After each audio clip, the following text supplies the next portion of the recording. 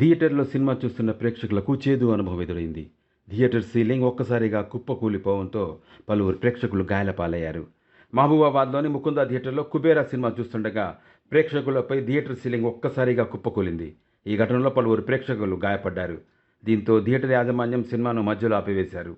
గాయపడిన వారికి చికిత్స అందించకుండా థియేటర్ యాజమాన్యం చూపిన నిర్లక్ష్యంపై పలువురు ఆగ్రహం వ్యక్తం చేశారు.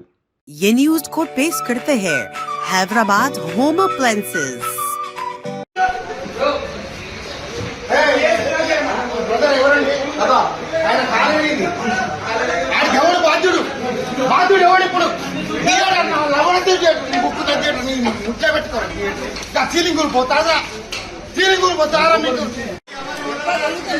ఇద్దరు